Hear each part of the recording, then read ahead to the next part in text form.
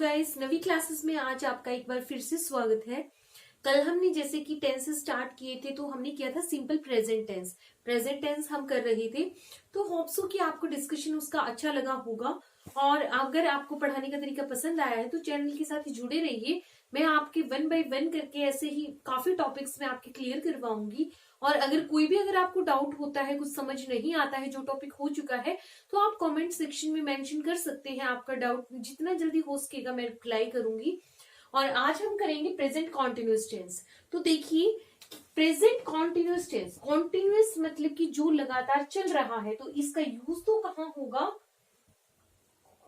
Ongoing activities को describe करने के लिए, कि जो एक्टिविटीज हमारी फिलहाल चल रही है, मतलब अभी भी जो कंटिन्यू हो रही है, उन एक्टिविटीज को डिस्क्राइब करने के लिए प्रेजेंट कॉन्टिन्यूअस टेंस का यूज होता है।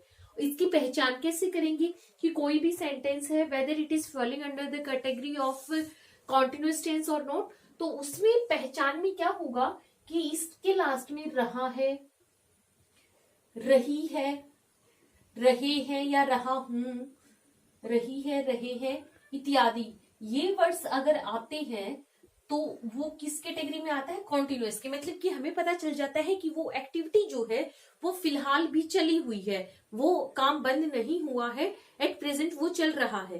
तो ऐसी एक्टिविटीज जो लगातार अभी भी हो रही है, उनको डिस्क्राइब करेंगे कॉन्टिन्यूअस में। और इसका स्ट्रक्चर, अब सेंटेंस फॉर्मेशन कैसे होगी? सबसे पहले हम स्ट्रक्चर में क्या लिखते हैं, कल भी बताया था। सबसे पहले आता है सब्जेक्ट, यानी कि कर्ता जो है, काम करने वाला बंदा जो है, वो सबसे पहले आएगा। फिर देखिए, वर्ब की फर्स्ट फॉर्म आती है और आईएनजी आता है, प्लस ऑब्जेक्ट आता है। ऑब्जेक्ट यानी कि हमारा जो कर्म है, जो काम कर रही है, वो आता है। लेकिन क्या जैसे कि ही प्लेइंग हो सकता है? Is it possible? नहीं ना। आपको लगा कि कुछ इसमें गड़बड़ है, ऐसा फॉर्म नहीं हो सकता। तो क्या होगा? इसमें बीच में आती है हेल्पिंग वर्ब, सहायक क्रिया जो आती है वो आती है इज, एम या फिर आर, इज, एम या आर। फिर उससे जो सेंटेंस जो है जुड़ता चला जाएगा।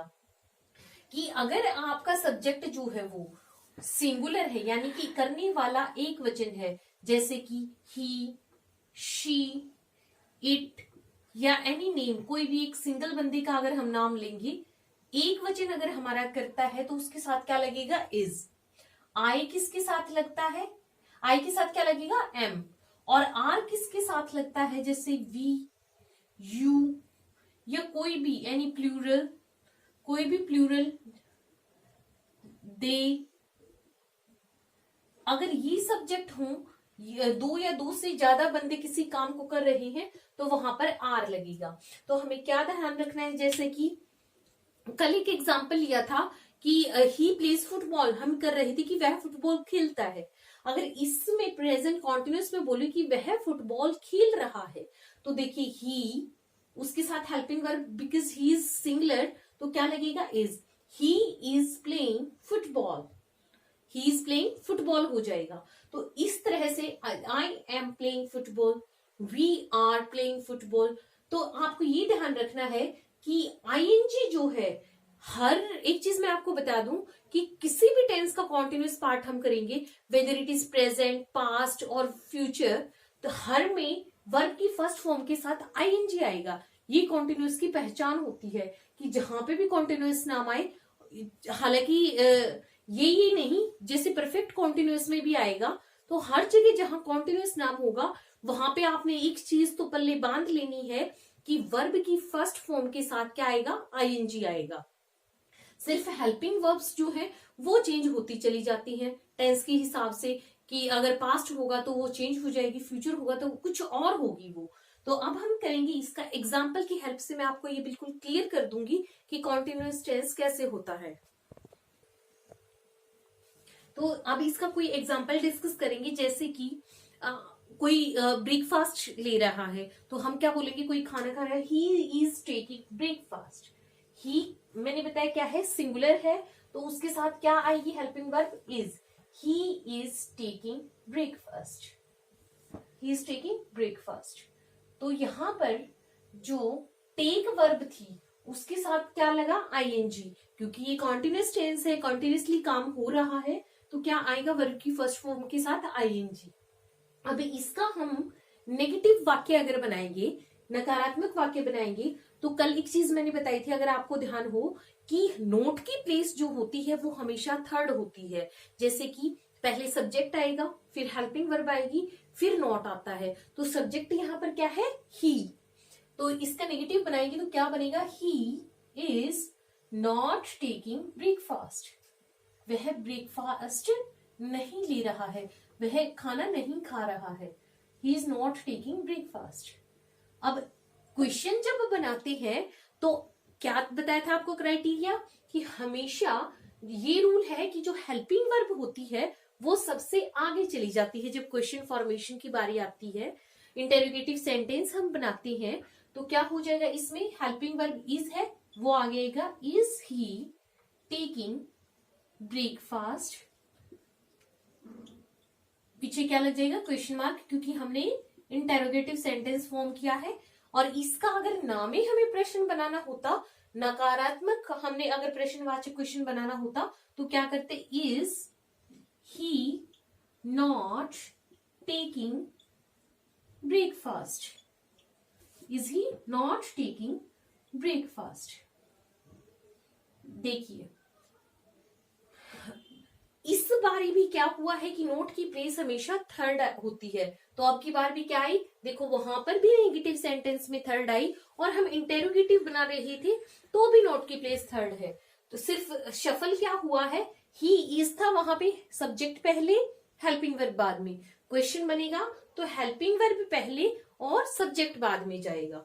ठीक है, तो आपको ये चीज ध्यान रखनी है। एक सेंटेंस और बता देती हूं मैं, आपको इसमें कोई डाउट नहीं रहेगा फिर। जैसे कोई और सेंटेंस ले लो, जैसे कि we are completing our work, कि हम अपना काम पूरा कर रहे हैं। We are completing our work. तो इसका अगर आप नेगेटिव बनाएंगे तो क्या हो जाएगा, अब देखिए यहां पर क्या था, वी सब्जेक्ट है, तो सब्जेक्ट हमारा प्लूरल है, तो हेल्पिंग वर्ब क्या लगी, आर। अगर सब्जेक्ट आई होता तो क्या लगती, एम। तो we are completing our work.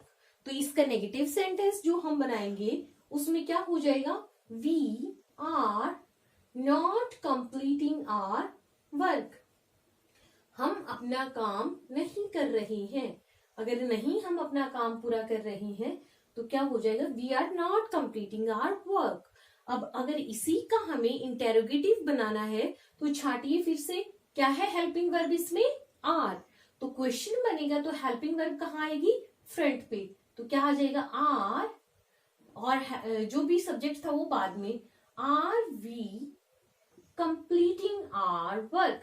क्या हम अपना काम पूरा कर रहे हैं, are we completing our work.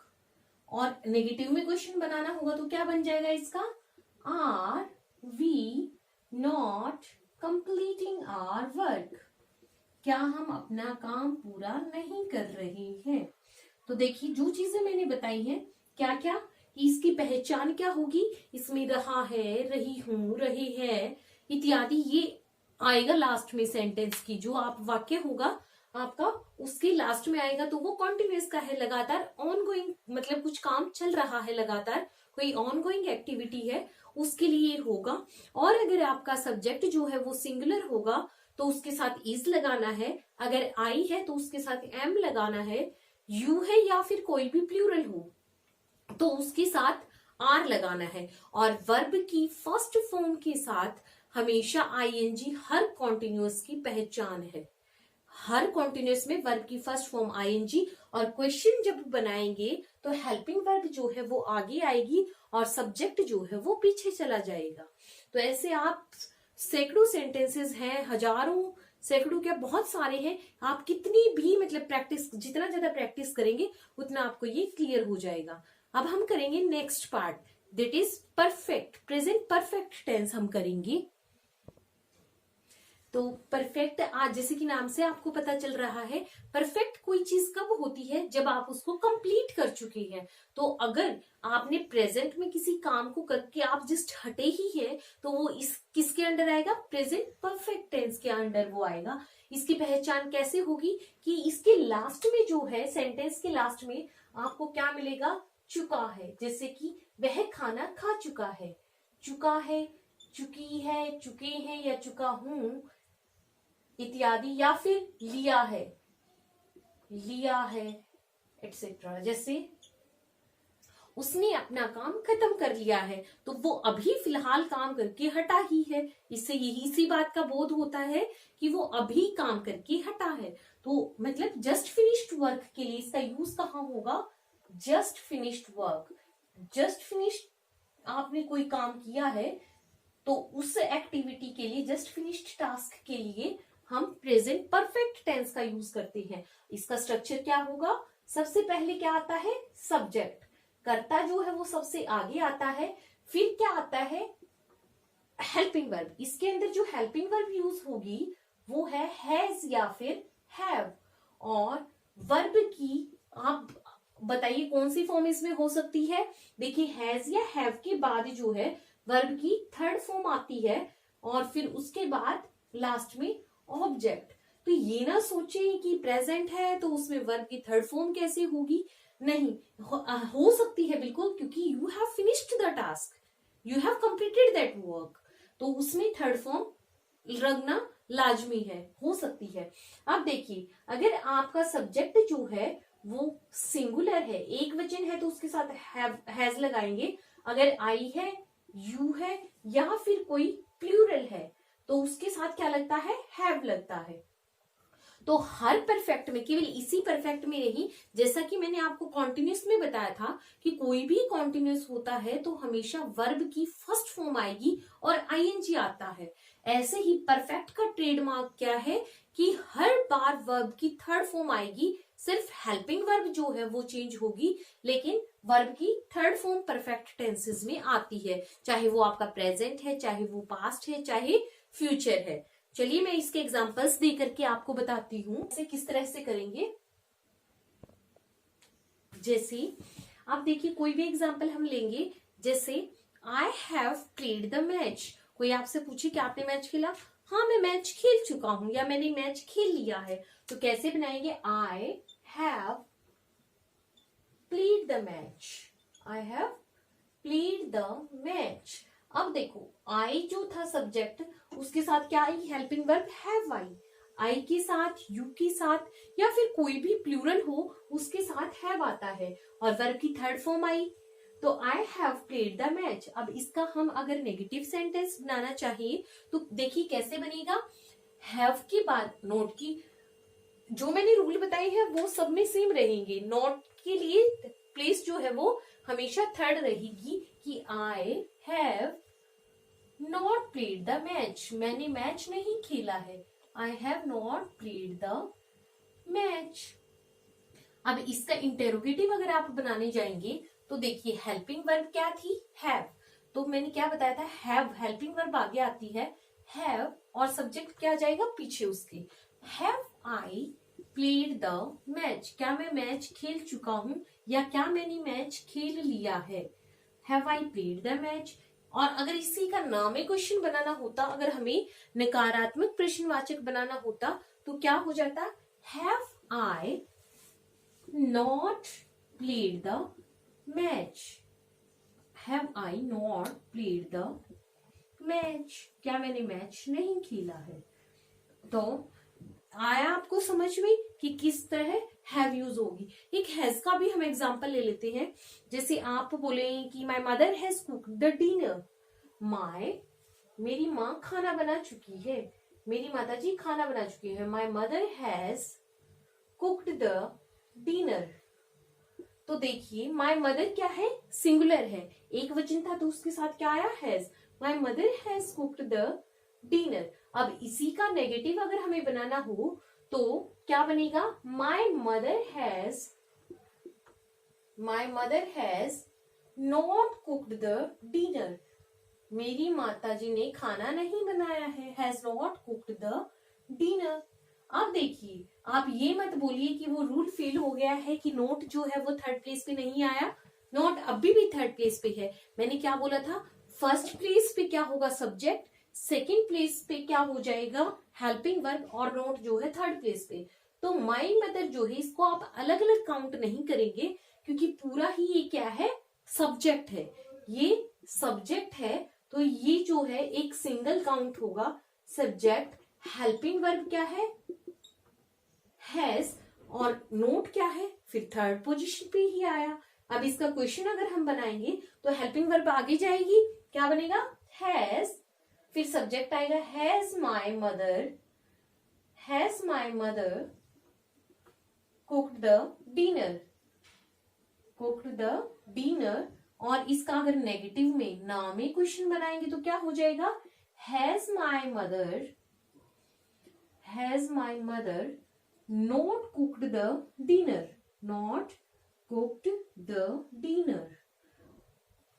देखिए अभी भी नॉट जो है, हैज हेल्पिंग वर्ब से क्वेश्चन स्टार्ट हुआ, माई मदर सब्जेक्ट, उसके बाद फर्स्ट प्लेस, सेकेंड प्लेस, और not is at third place.